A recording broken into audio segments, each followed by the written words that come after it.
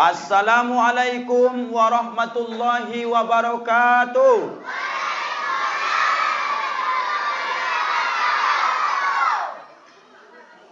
Bismillah walhamdulillah thumma salatu wassalamu ala rasulillah wa ala alihi wa sahbihi wa mawala.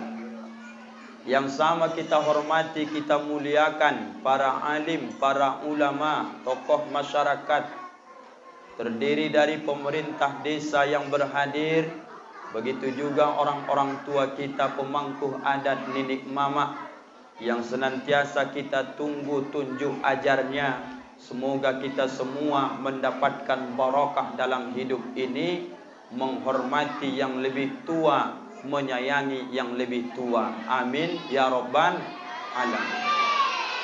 Menghormati yang lebih tua, menyayangi yang lebih muda.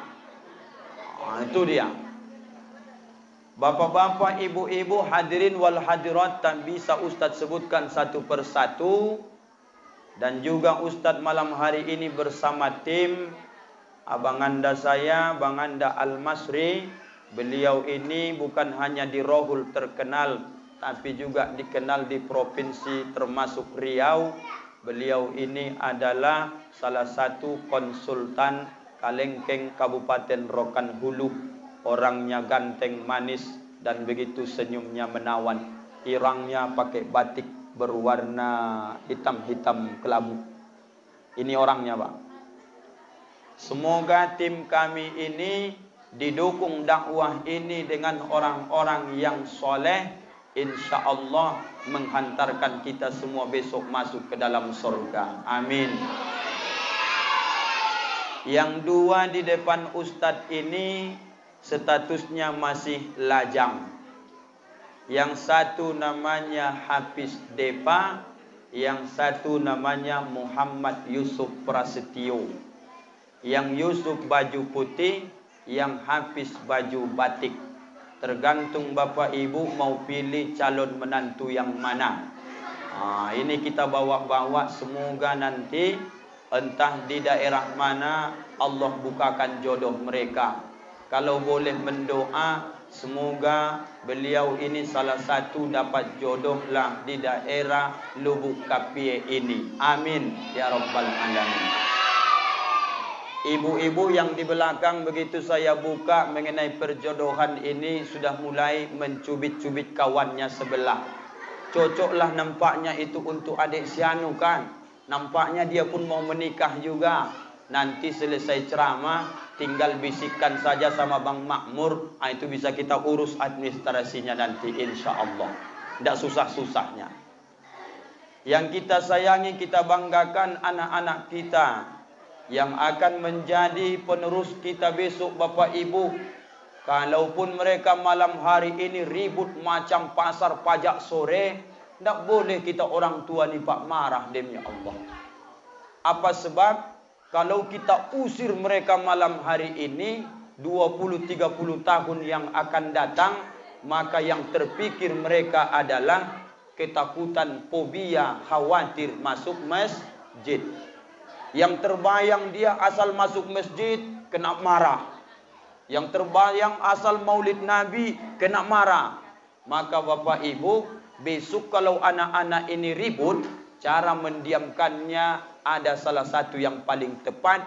Berikan mereka hadiah, baik duit, makanan, diamlah mereka itu. Jangan dimarahi Bapak Ibu. Kita memperingati maulid Nabi, kita mau menunjukkan kelembutan Rasulullah. Betapa dia nanti kita kaji kepada anak-anak lembutnya. Momentum maulid Nabi, kita tunjukkan kelembutan kita kepada anak-anak kita. Insya Allah. Kita dahulukan kajian ke anak-anak dulu Bapak Ibu, baru nanti ke bapak-bapak, ibu-ibu, supaya aman mereka ini kan. Yang tak sodapnya tadi, begitu Ustadz naik tausiah, kutunggu-tunggu dari tadi itu dipersilahkan makanan itu. Nggak aku makan-makan karena belum dipersilahkan. Begitu naik Ustadz tausiah, barulah pengurus persilahkan. Silahkan mencicipi makanan yang ada di depan Bapak Ibu. Langsung kering tenggorokanku mendengarnya, Pak. Bolehlah sambil bertausiah makan-makan, minum, tapi jangan bersuara supaya jangan hilang konsentrasi Ustadz. Dan tolong Bang Makmur amankan untuk bagian Ustadz. Jangan selesai tausiah nanti sepotong pun tak tersisa lagi. Sepotong pun habis tausiah jadilah. Ya Pak ya, Pak. Anak-anak Ustadz yang soleh-solehah kurang kompak. Anak-anak Ustadz yang soleh-solehah, kira-kira kita malam ini mau ngapain? Maulid Nabi Muhammad sallallahu alaihi wasallam. Kira-kira kalau Ustadz Rangkuti bertanya, cinta ndak kalian sama Nabi? Betul. Kalau berbohong dosa masuk neraka. Kalau jujur masuk surga. Tolong tunjuk tangan kalau betul-betul cinta sama Nabi. Yang tadi solat Isya. Tunjuk tangan. Tunjuk tangan. Yang solat Isya tunjuk tangan. Kalau berbohong masuk neraka.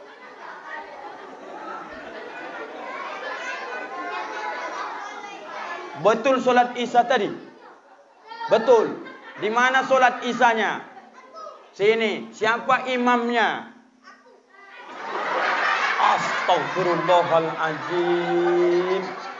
Kok bisalah kau jadi imamnya? Turun tangannya. Turun. Cinta enggak sama Nabi? Cinta. Betul. Tolong jujur.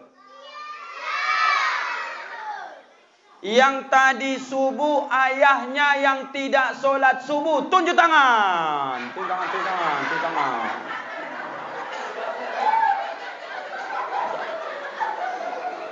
Tinggi-tinggi buat. Yang tadi pagi ayahnya tak solat subuh. Tunjuk tangan. Kalau berbohong masuk neraka. Kalau jujur masuk surga. Yang baju batik koko memang tak solat subuh ayah tadi pagi. Tak solat dia. Sebelah mana dia duduk? Ayah. Oh memang tak datang dia. Kira-kira apalah alasan dia itu tak solat subuh tadi pagi?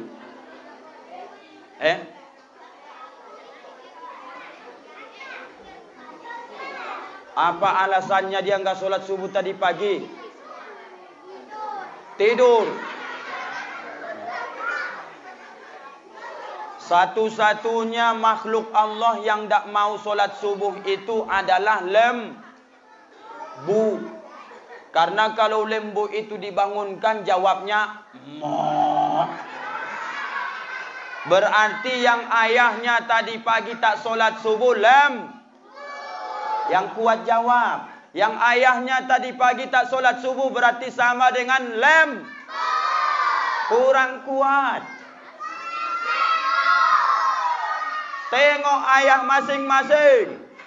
Yang tidak solat subuh ayahnya tadi pagi. Tengok ayah masing-masing sama dengan Tengok ayah masing-masing. Jangan tengok ustaz. Ayah masing-masing. Sekali lagi. Yang tidak solat subuh tadi pagi berarti sama dengan Tetap kalian tengok ustaz. Baiklah. Mudah-mudahan kalian semua jadi anak soleh-soleha. Ada 2 orang ustaz tengok yang akan ustaz bawa ke depan ini mengawal ustaz. Karena dia tidak ikut aturan, tadi sudah golek-golek dia sekali 2 kali. Dan ngobrol kepada tetangganya. Yang baju kuning 1, yang baju ungu 1. Awas-awas. Kenapa kalian ribut? Kenapa kalian dorong? Yang abang ini kira-kira, abang, siapa namamu? Kamu sudah menikah belum? Ribut aja. Tidak boleh keamanan di ujung yang jubah hitam. Kalau kamu yang mengundang keributan, 2 kali lipat hukumanmu Ustaz buat nanti. Tapi kalau bisa kau amankan, 2 kali lipat hadiah untukmu nanti. Begitu. Bisa kita mengaji? Siapa yang dapat? Mungkin pertanyaan ataupun yang Ustaz sampaikan ini nanti, bolehlah kalau bagus maju ke depan, ambillah hadiahnya supaya lebih mudah kita mengaji. Bisa? 12 Rabiul Awal jatuh pada hari Isnin. Nabi Muhammad dilahirkannya 571 Masehi di kota Makkah pada tahun Fil. Yang hafal tunjuk tangan. Yang baju kuning ke sini. Tes. Bismillah.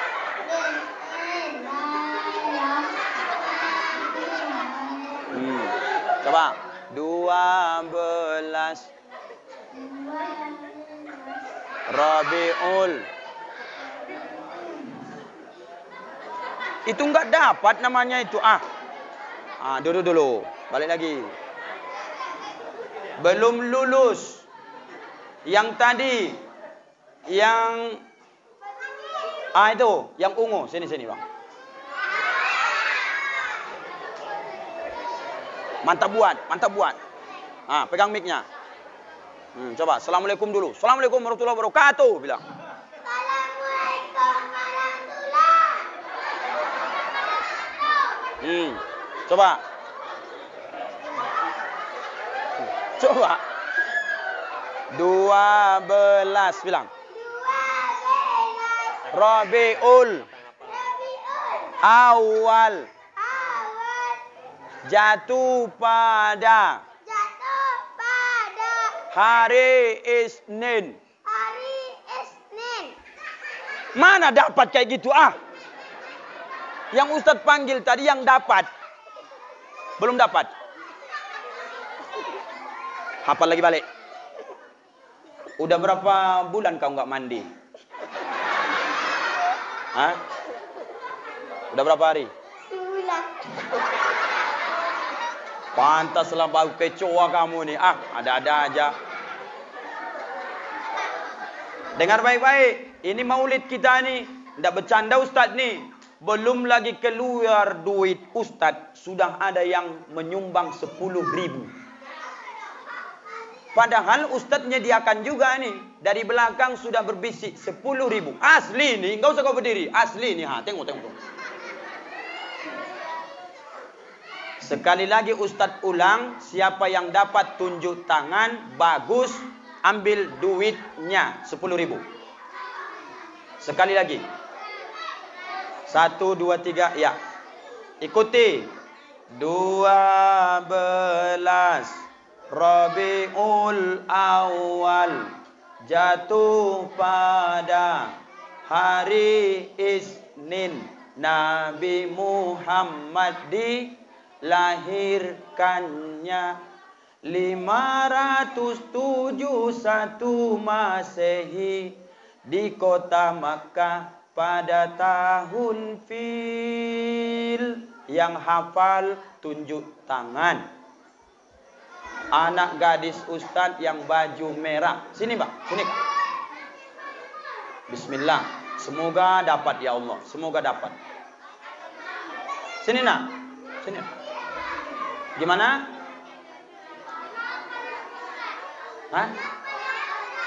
Belum hafal. Berdua pun boleh. Sini Kak. Sini, cepat. Mau malam, mau pulang lagi Ustaz ni Dah 8:30, 8:30. Semoga lah anak-anakku ini hafal. Siapa yang pegang mic-nya? Salam dulu. Assalamualaikum warahmatullahi wabarakatuh. Coba 1, 2, 3 ya. 12 Rabiul Awal jatuh pada. Itu sama saja tidak hafal namanya itu. Ada-ada aja kalian nih. Belum bisa. Mundur balik. Hafal lagi.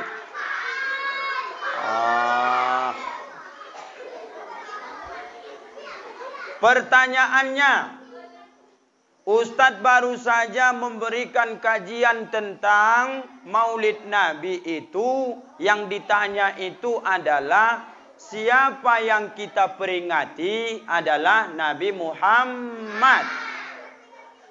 Di mana Nabi dilahirkan? Di kota Makkah. Tahun berapa Nabi lahir? Astagfirullahaladzim. Belum lagi selesai mengaji, udah salah-salah lagi. Tanggalnya 12, nama bulannya Rabiul Awal, tahunnya 571 Masehi. Nama tahunnya tahun gajah. Tahun gajah. Kira-kira anak-anak Ustadz, kalau Ustadz tanya, tanggal berapa dan bulan berapa dan tahun apa Nabi Muhammad itu dilahirkan? Yang bisa jawab, tunjuk tangan. Silakan jawab bang, yang baju ungu. 12 tanggalnya itu, nama bulannya.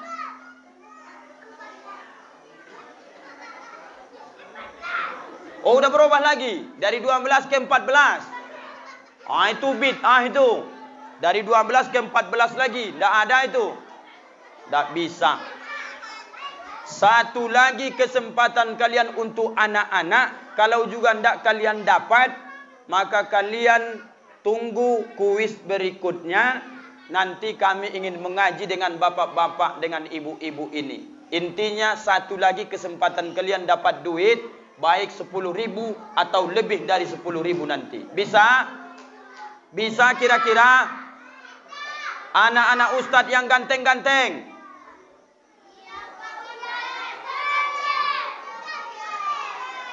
Lama-lama memang setruk juga Ustadz nengok kalian ini. Dengarkan. Pertanyaan terakhir untuk kalian ini. Mudah-mudahan bisa. Anak-anak Nabi ada 7 orang.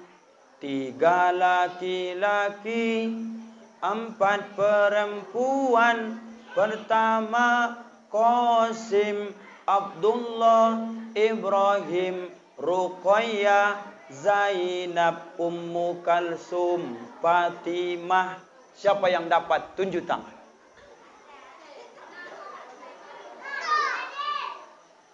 Kamu jangan sembarang-sembarang tunjuk-tunjuk aja. Dapat enggak? Jangan tunjuk kalau tak dapat. Sekali lagi Ustaz ulang nih, kesempatan nih. 1, 2, 3 ya, sama-sama. Anak-anak Nabi ada 7 orang. 3 laki-laki, 4 perempuan.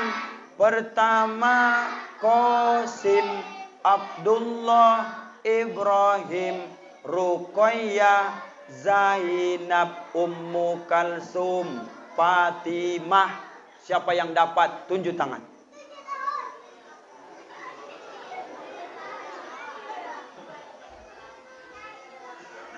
Ustadz hitung mundur dari 5. 5, 4, 3.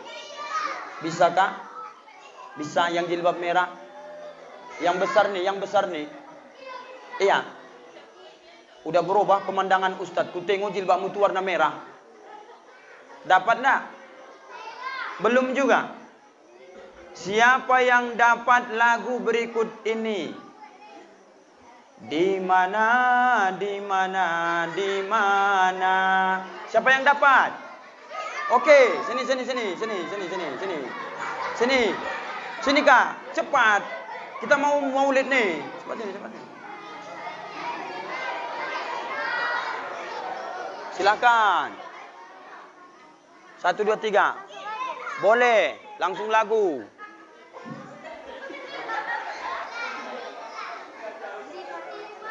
Iya. Jangan ketawa, dia mau dapat hadiah nih. Dia berani maju, kalian belum. Silakan Kak. Di mana? Terus, kemana? Mau kemana ini? Entah, Ustadz pun mana tahu. Siapakah nama pengarang lagu itu? Jangan kau pergi dulu. Sini. Belum hadiahnya kau ambil. Sini dulu. Belum lagi cair, udah pergi kamu. Siapa yang menyanyikan lagu kemana, kemana, kemana? Di mana, di mana, di mana? Siapa? Oh, kamu. Yang menciptakan lagu itu siapa?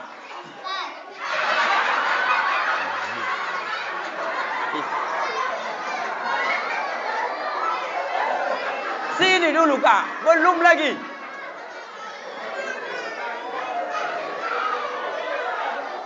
Siapa yang tahu yang menciptakan lagu di mana, kemana, kemana harus di mana? Siapa?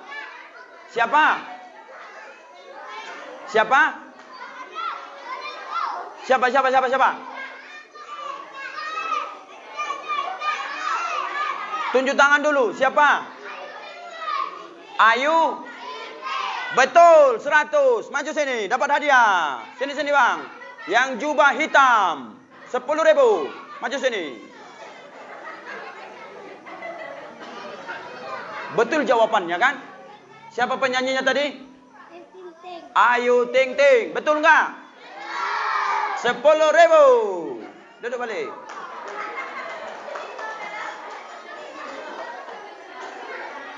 Kira-kira bapak-bapak, ibu-ibu, kalau disyairkan syair kelahiran Nabi, disyairkan keturunan Nabi, anak-anak tak dapat. Ketika disyairkan lagu-lagu yang mengundang laknat, mereka hafal. Bapak ibu kira-kira senang apa sedih? Kalau sedih, kenapa kita masih tertawa? Dan kenapa anak kita ini juga merasa bangga dengan yang dia dapat tadi? Saya mau ngasih itu dengan penuh emosi dan kecewa perasaan saya. Masa orang Lubuk Kapie anak-anak seperti ini pintar-pintarnya?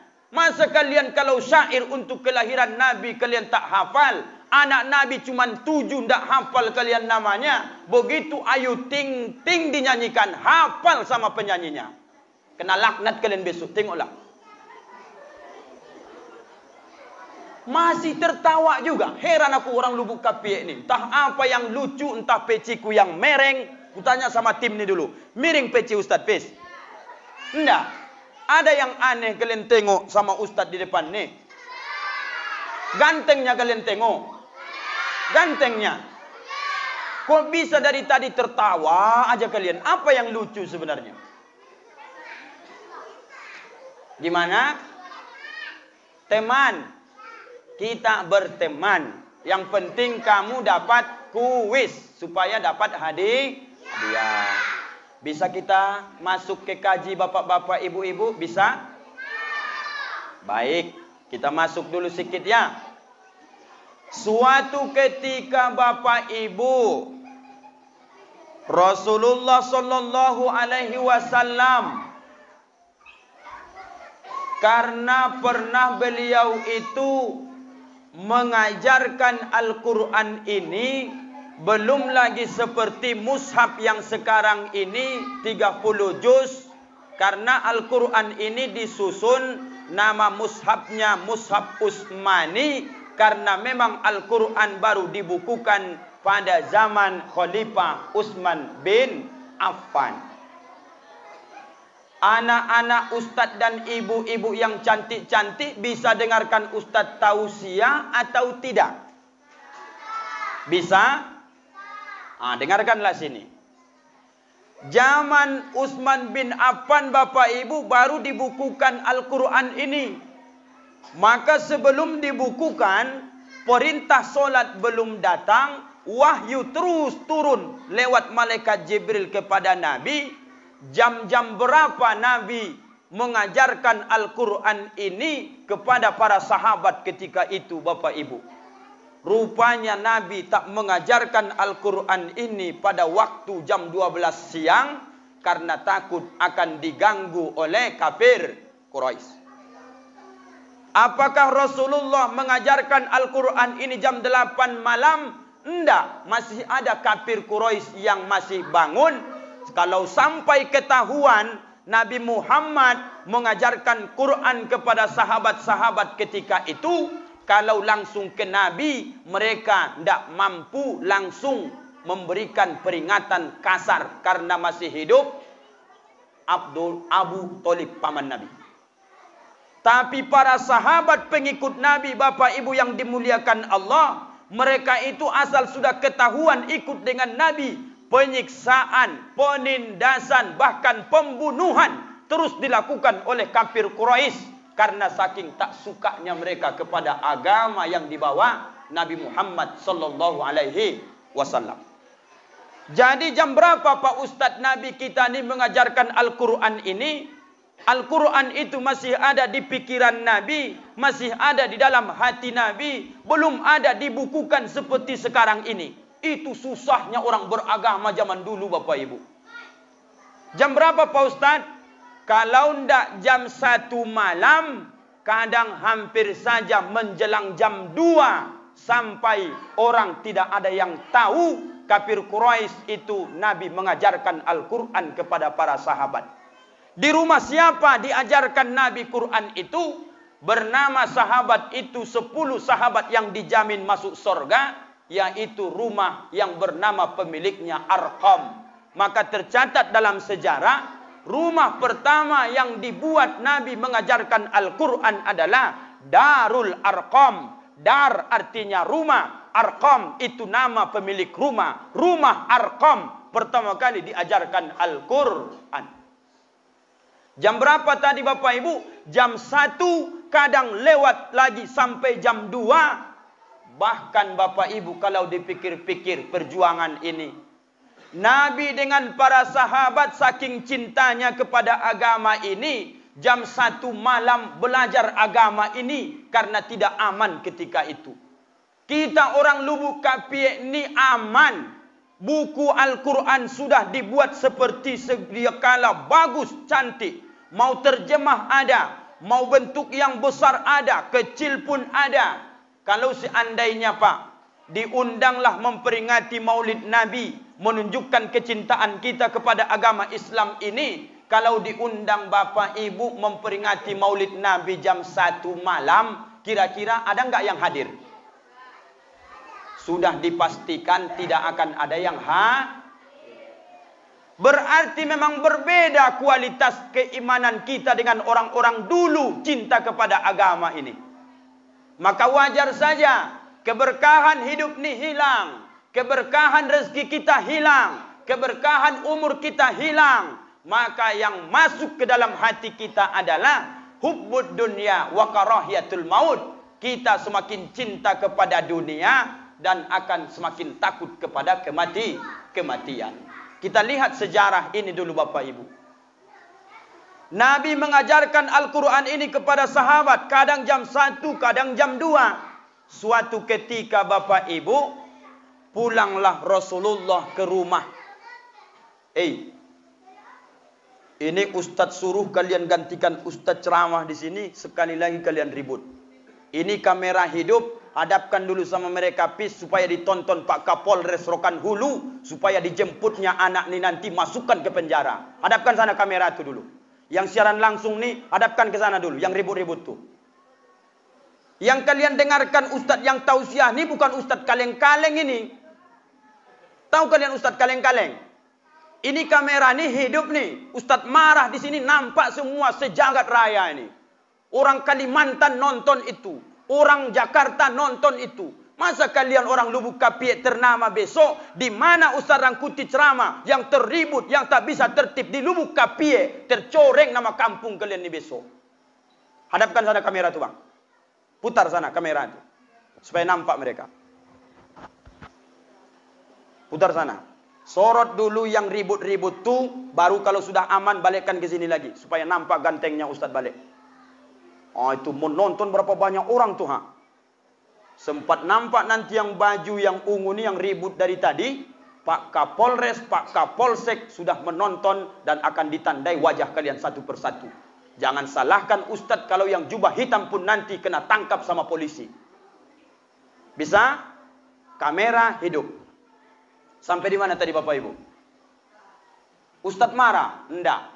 Cuman masalahnya kalau enggak konsentrasi kalian dengar ini, Ustaz makin habis suara, Bapak Ibu makin capek, enggak ada pertemuan ni hasilnya. Sia-sia dia.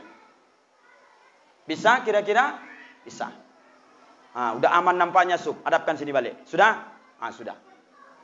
Hati-hati kena tangkap polisi. Kamera hidup.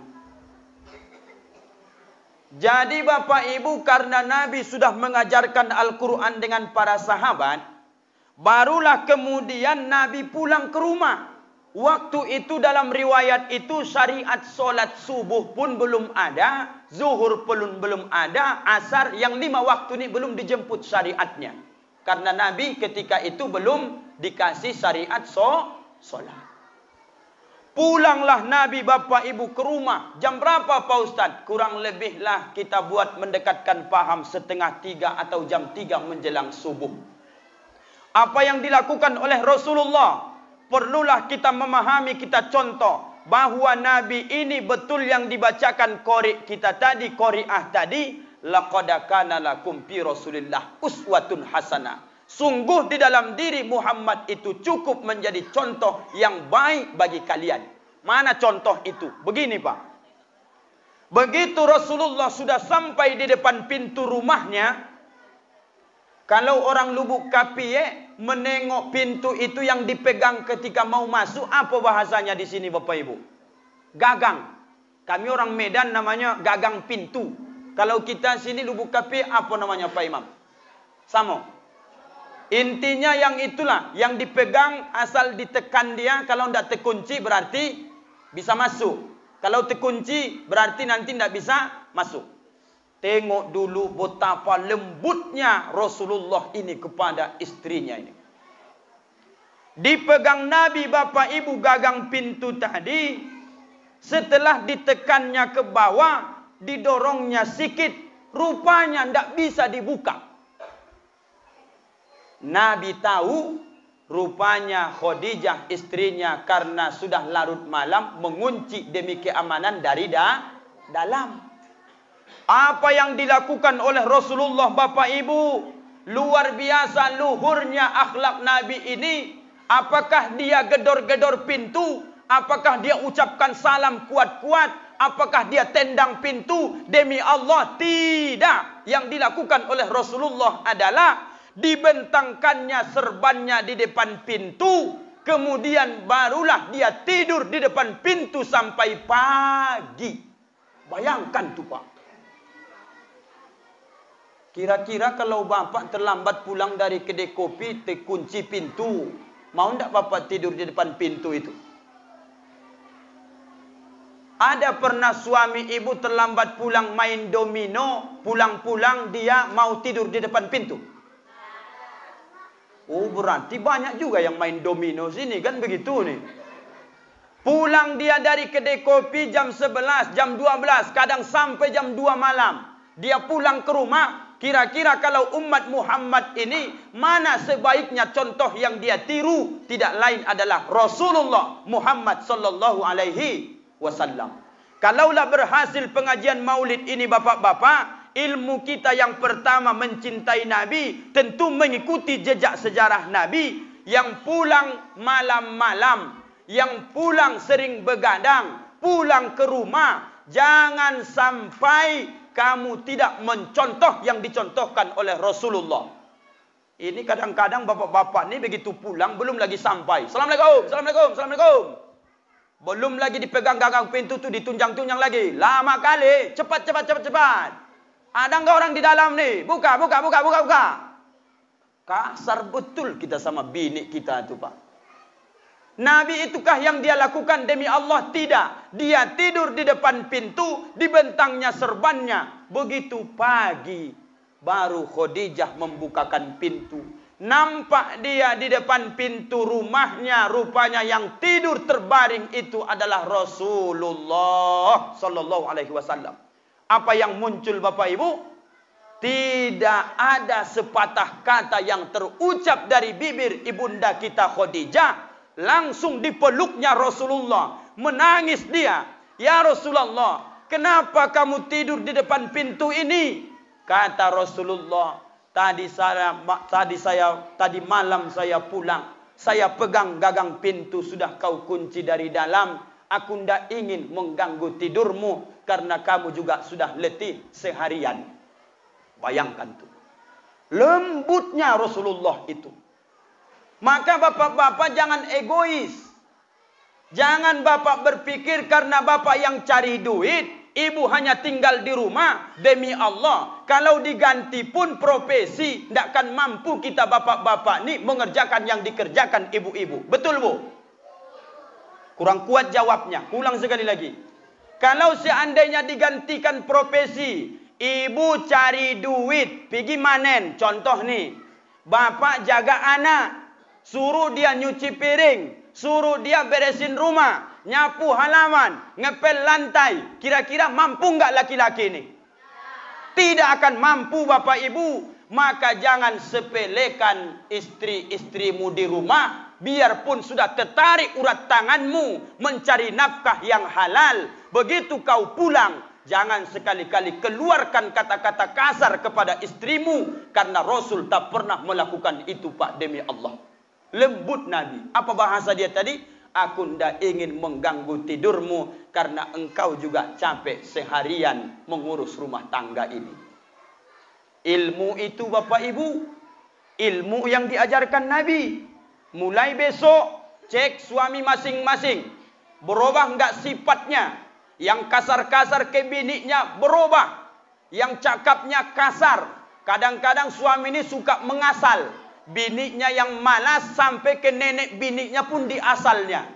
Memang cuman bukan kau saja memang yang nakal, yang cerewet. Memang nenekmu pun cerewet kata dia. Padahal jumpa pun dia dengan nenek kita ndak. Kok bisa dia cerewet?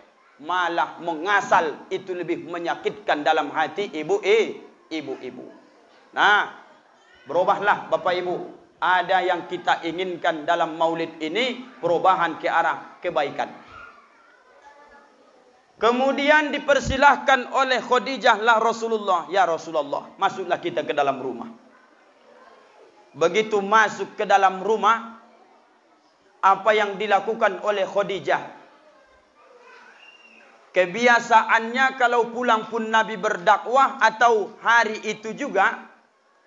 Tahu Bapak kebiasaan Rasulullah itu dengan istrinya Khadijah. Kebiasaannya salah satu Bapak Ibu, tolong nanti Bapak Ibu amalkan ini. Dan saya pun ikut juga bertahun-tahun mengamalkan.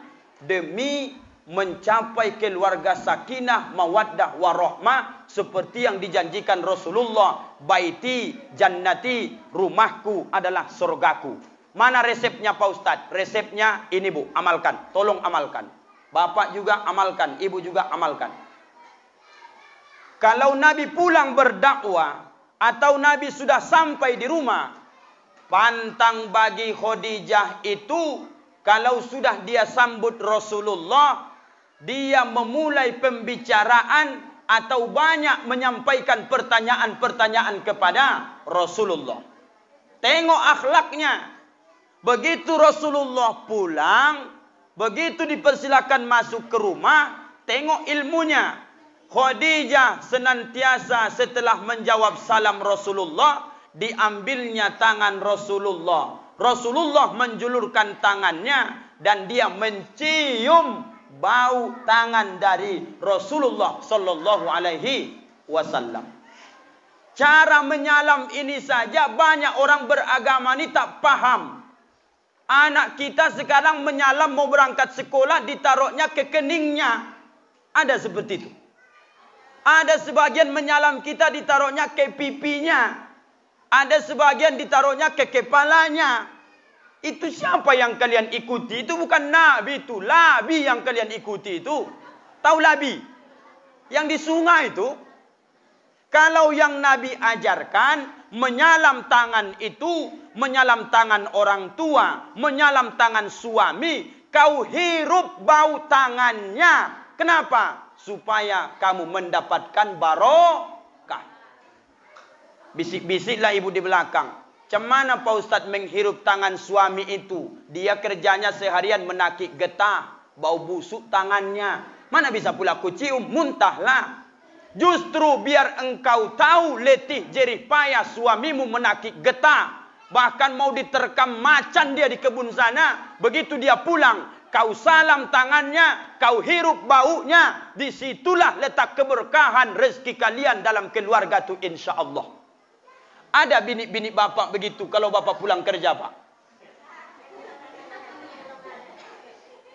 Yang ustaz tanya bapak-bapak dulu. Ibu tidak boleh menjawab. Bapak-bapak yang sebelah kanan ustaz tadi enggan menjawab. Saya tanya sebelah kiri dulu. Bapak-bapak di Lubuk Kapie ini, kalau bapak pulang kerja, ada enggak istri yang senantiasa menyalam tangan bapak dan dihirupnya bau tangan bapak? Ada atau tidak? Jangan ibu jawab. Mereka dulu. Baru giliran ibu. Adakah ibu-ibu orang Kapie yang mau menyalam suaminya kalau pulang kerja dan cara menyalamnya seperti yang dilakukan dicontohkan Khadijah, menghirup tangan, bau tangan suami yang sudah letih seharian bekerja. Ada ndak ibu lakukan itu? Sebahagian ada, sebahagian tidak. Yang belum lakukan, yang sudah tingkatkan. Maka kalau seandainya begitu kau perlakukan suamimu, sama dengan sudah kau mendapatkan hatinya. Kalau sudah kau dapatkan hatinya, besok pas musim pasar, tinggal kau colekkan saja. Bang, aku baju daster pengen beli 2. Apa kata suami? Berapa harganya itu? Palingnya bang 200.000. Jangan adinda kau beli 2, tapi kau belikan 5. Kenapa dibelikan 5? Cukup senang hatiku karena sering aku pulang kau bahagiakan hatiku. Lewat apa? Asal dia pulang kau hargai suamimu, kau cium tangannya, kau hirup baunya, mengandung keberkahan. Jinak suamimu tidak akan menikah lagi dengan janda kampung sebelah, insyaallah. Paham ibu sampai sini? Paham. Kemudian setelah Rasulullah itu duduk, Khadijah itu mengambilkan minum kepada beliau. Dan yang tak pernah lupa, dia selalu membawa sapu tangan. Kalau Lubuk Kapie, apa bahasa sapu tangan kira-kira? Samo. Sapu tangan yang dibawa Khadijah ini, asal pulang Nabi ke rumah, tak pernah lupa. Selalu dia yang ngelap keringat suaminya. Dah berpuluh tahun bapak berbini dengan yang dipakai sekarang ni. Udah pernah bapak pulang kerja dilapnya keringat bapak? Boro-boro dilapnya Pak Ustaz. Dilemparnya kadang. Lap keringat. Di situ ada keberkahan. Lap keringat suamimu. Jangan lap keringat suami orang. Itu yang betul. Ketawa ibu-ibu itu langsung. Keringat suami orang dilapnya. Keringat suaminya tidak pernah dilapnya. Itu namanya pelakor. Pelakor itu perebut laki. Tak betul tuh. Ajaran sesat itu. Dilap Khadijah lah keringat Rasulullah. Maka kemudian setelah dipersilahkan minum. Maka apa kata Nabi? Ada satu kemesraan yang dapat kita contohkan malam ini sampai akhir hayat kita. Kalau mau bapak ibu mencontoh kepribadian dalam rumah tangga Rasulullah. Apa yang dilakukannya? Tolong dengarkan. Gak lama-lama ceramah nih. Rasulullah itu meminta kepada Khadijah supaya Khadijah merentangkan kakinya. Diapanya kakinya, Bu? Direntangkannya, diluruskannya. Rupanya kebiasaan Rasulullah itu supaya awet rumah tangga. Supaya Nabi sampaikan baiti jannati, rumahku adalah surgaku. Padahal Nabi itu rumahnya kecil. Tidak ada kulkasnya, tidak ada spring bednya, tidak ada kendaraan ataupun yang mewah-mewah di rumahnya. Kok bisa Pak Ustadz? Resepnya inilah dia. Diletakkan Nabi kepalanya yang mulia di atas, mohon maaf, pangkuan dari istrinya Khadijah. Barulah kemudian Khadijah mengusap-ngusap kepala Nabi. Pertanyaannya, kira-kira ibu sudah selama ini berumah tangga, pernah ndak ibu-ibu membuat hal semacam ini dengan suami ibu? Pernah ndak dia tidur di pangkuan ibu? Pernah atau sering? Sering. Untuk mencari kutu atau ingin tidur? Saking mesranya Pak Ustadz. Syukur yang sudah mengamalkan. Yang belum ini amalkan. Kan mau mencontoh Nabi kita ini. Setelah diusap-usap Khadijah kepala Rasulullah, saking lembutnya, hilanglah semua caci maki kafir Quraisy, tantangan dakwah, hilang semua ketika itu sampai Rasulullah tertidur. Setelah Rasulullah Bapak Ibu tertidur, maka kemudian Khadijah menatap wajah Rasulullah yang kita cintai ini, Muhammad ini. Maka sampai-sampai Khadijah saking terharu dan saking sayangnya kepada Nabi kita, tanpa dia sadari Nabi sedang tertidur di pangkuannya, meneteslah air mata Khadijah radhiyallahu anha. Khadijah tidak terasa dia menetes air matanya, sehingga jatuh air mata tadi kena pas di kening Nabi dan ada pula menetes di pipi Nabi. Kemudian mereka berdua berdiri yang baju merah ini. Entah mau kemana mereka, kita pun belum tahu juga. Mau pipis, jangan kau pipis di masjid ni, pergi kau ke kamar mandi dulu. Habis tu kau balik lagi. Kamar mandinya di mana? Di atas. Mana ada kamar mandi situ? Oh situ, silahkan lewat. Izin bapak-bapak, bilang. Pergi, izin. Jangan kau pipis sini. Pergi ke wani dulu bang. Pergi. Tu. Oh banyak yang mau pipis semua. Dari tadi berarti tertekan batin anak-anak ni ku tengok. Oh pipis dia. Ini pun pipis juga ni. Itu. Setelah bapak ibu menetes air mata Khadijah kena ke kening Nabi, kena ke pipi Nabi, maka dengan spontan Rasulullah terkejut dan dia terbangun. Duduklah Rasulullah di depan Khadijah tercinta. Apa kata dia? Wahai istriku Khadijah, apakah engkau menyesal menikah dengan Muhammad ini? Yang dulunya harta kota Makkah ni 2/3 adalah engkau yang punya. Begitu kau menikah dengan Muhammad ini, hartamu habis demi agama Allah ini. Kemudian sebelum kau menikah dengan Muhammad ini, kamu terhormat, kamu dipuji orang. Menikah kau dengan Muhammad ini, kamu diejek orang, dihina orang, dicaci maki orang. Apakah engkau istriku Khadijah menyesal menikah dengan Muhammad sehingga menetes air matamu tadi? Dijawab oleh Khadijah, ya Rasulullah, yang kau sebutkan aku menyesal menikah denganmu ya Rasulullah, karena dulu sebelum menikah 2/3 Makkah ini aku yang punya. Demi menegakkan agama Allah ini sekarang sudah habis. Demi Allah, aku sedikit pun tidak menyesalkan itu ya Rasulullah. Yang baju ungu bisa maju ke depan. Woi. Yang baju ungu koko bisa maju ke depan. Duduk sini. Dengarkan Ustaz ceramah. 1. Menyusul nampaknya nomor 2 lagi nih kan. Tenang-tenang, dapat panggilan nanti. Sampai di mana tadi, Bu? Aku tidak pernah menyesalkan itu.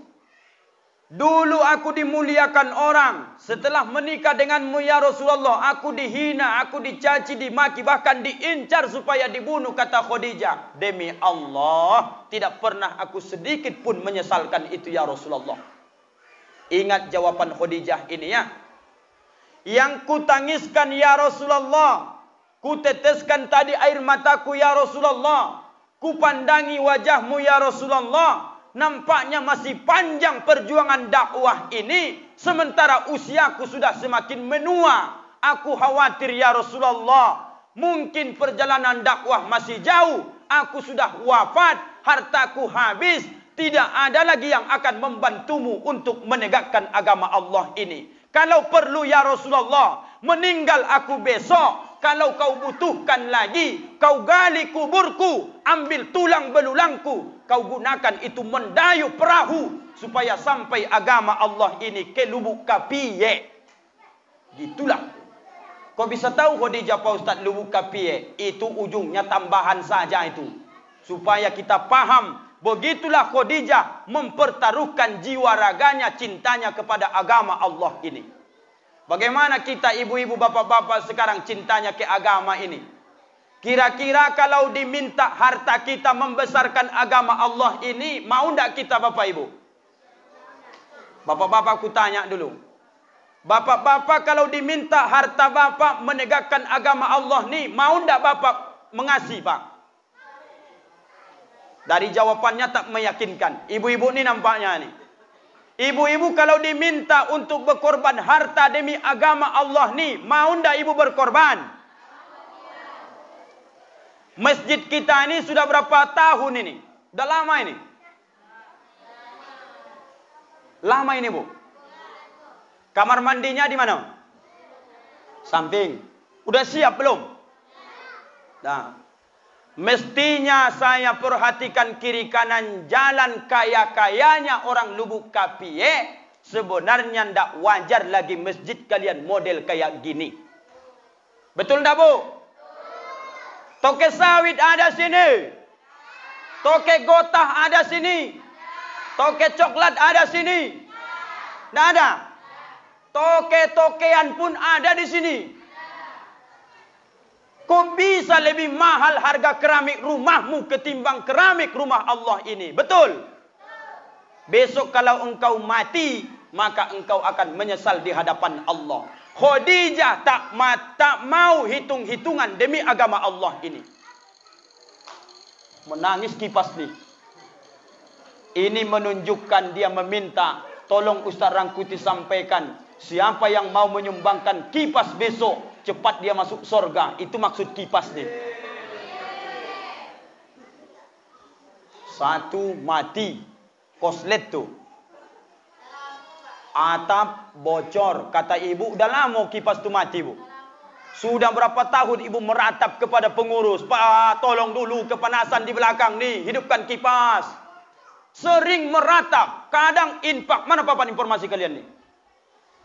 Oh, enggak ada. Disenyapkan rupanya. Berapa kas masjid kita ni sekarang pak? Kadang 10 juta. Kadang 5 juta. Kadang lagi kalau ditambah sudah 15 juta. Tapi kipas angin 200.000 tak kalian gunakan. Demi Allah, kalian pengurus akan ditanya besok di hadapan Allah Subhanahu wa ta'ala. Jangan main-main ke uang umat ini.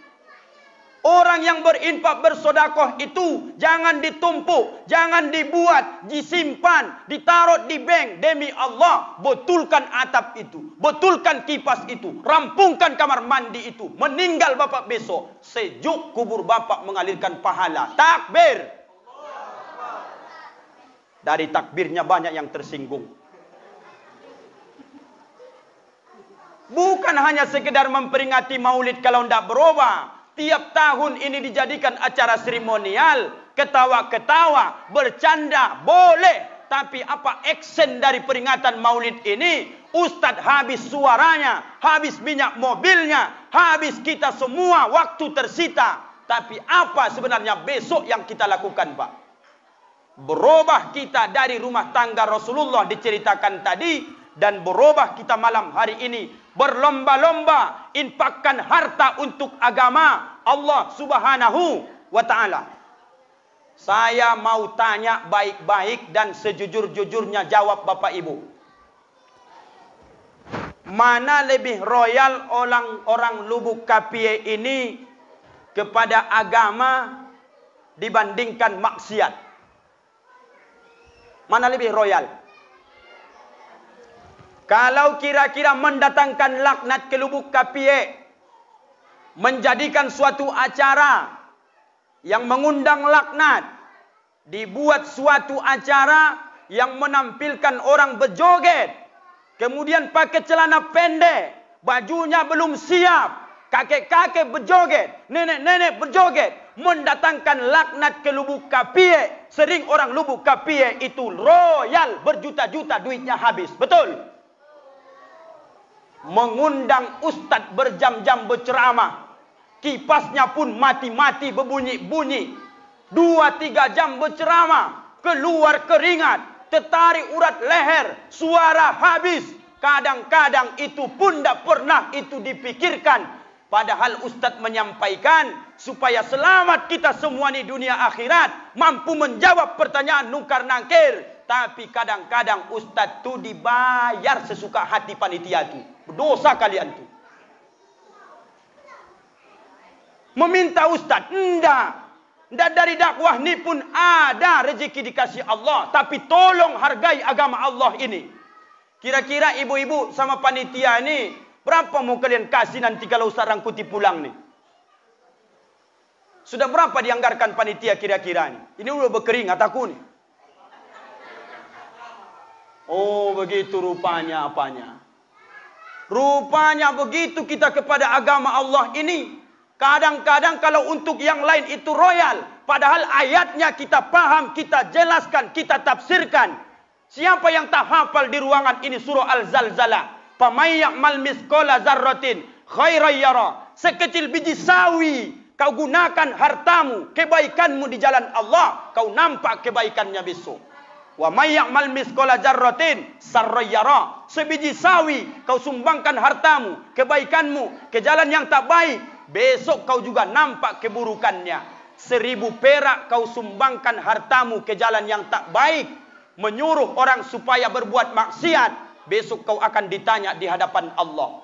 Maka royal kalian peringati maulid Nabi, tidak akan pernah rugi kalian. Kalau kalian mahal-mahal kalpun hodor ustaz, kalau itu yang menjadi solusi dalam agama ini. Jadi kalau bapak-bapak berpikir ustaz itu ceramah, tidak usah mengharapkan duit, bohong itu. Betul tak Pak? Agama ini harus punya dana Pak. Orang-orang yang punya toke-toke sawit, punya sawit luas tu, zakatnya tu keluarkan. Maka zaman dulu mencari orang menerima zakat saja sulit. Beda dengan sekarang, membayar zakat zaman ini sulit. Kalian simpan itu sama dengan kalian makan haram. Penceramah ini masuk dari bagian asnaf fisabilillah, tapi selalu kalian berpikir itu bukan hak kami. Selalu kalian berpikir datang ustaz diundang, maka terpikir apa yang bisa dilakukan itu sajalah. Mau berubah atau tidak itu sajalah. Maka kalau ustaz mengikuti selera jamaah sampai mati kita besok, takkan ada perubahan kebaikan dalam agama ini. Yakinlah Pak. Saya sadar tersinggung Bapak dengan ceramah ni. Saya tak peduli. Yang saya inginkan penilaian Allah. Saya sampaikan kebaikan ini. Mengenai terima dan terima kalian, itu urusan kalian dengan Allah. Mungkin belum ada ustadz yang mau menyampaikan sekasar ini. Supaya kalian benahi masjid ini. Supaya kalian benahi kamar mandi itu. Supaya kalian royalkan rumah Allah ini. Supaya jamaah 20-30 tahun yang akan datang tertarik memakmurkan rumah Allah ini, supaya menjadi amal jariah juga besok sama bapak-bapak. Karena bapak besok 30 tahun lagi akan mati. Kok bisa Ustaz jamin kami mati? Tak menjamin, tapi baca hadis Nabi. Umur umatku itu 60 tahun, wasaba'in 70 tahun. Sedikit kata Nabi mereka yang melewati 70 tahun. Ustadz ni 32 tahun. Begini saya berceramah. Paling 30 tahun lagi umur saya sudah 72. Mungkin di 72 saya sudah meninggal. Paling tidak sudah kusampaikan kebaikan di daerah kalian ini. Terserah mau kalian amalkan atau tidak. Aku sudah mendapatkan pahala di sisi Allah Subhanahu wa ta'ala. Jadi demi Allah, tidak pernah aku mengharapkan biarpun kutanya. Berapa kalian bayar Ustadz berceramah? Usahaku demi Allah. Lancar dibuat Allah. Tak kuharapkan duit kalian dari dakwah ini. Tapi tolong sekali lagi. Hargai dakwah ini. Hargai Islam ini. Jangan kalian pelit-pelit mengeluarkan duit karena agama Allah. Itu maksudnya Pak. Sudahlah Pak kurasa enggak? Sudahlah itu. Dah paham kalian enggak? Dah paham.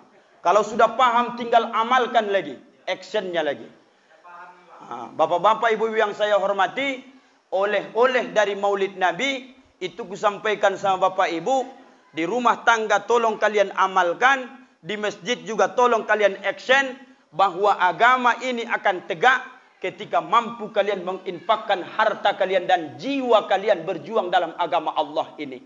Ustadz ini juga besok akan wafat, bapak ibu juga besok akan wafat, tapi ingat bahwa kematian itu wasiat Nabi hanya dua. Ada orang yang mati besok mustarih, ada yang mati besok istirahat. Apakah bapak ingin mati mustarih? Berarti bapak tidak meninggalkan bekas kebaikan di dunia ini. Ditanam bapak sore, maghrib orang sudah melupakan bapak pernah hidup di dunia ini. Hati-hati Pak. Tapi kalau bapak ingin mati istirahat, berbuat sekuat tenaga kebaikan di dunia ini, boleh, bapak sudah ditanam berpuluh tahun bahkan ratusan tahun. Tapi umur amal bapak dikenang orang sepanjang masa. Lewat apa? Rumah Allah ini kalian bangun terus. Demikian yang bisa Ustadz sampaikan dalam ceramah Maulid Nabi ini. Kalau ada yang tersinggung demi kebaikan yang disampaikan, itu pertanda hati itu masih bisa menerima kebaikan. Tapi kalau tersinggung dibuat menjadi ujung permusuhan, besok di akhirat kita berjumpa juga. Kita sesuaikan mana sebenarnya yang bagus, mana yang hati yang kasar, mana hati yang tak menerima kebaikan. Demi Allah, kita semua besok akan tegak di hadapan Allah. Ditanya satu persatu apa yang kita lakukan dalam kehidupan ini. Fa'tabiru ya ulil absar.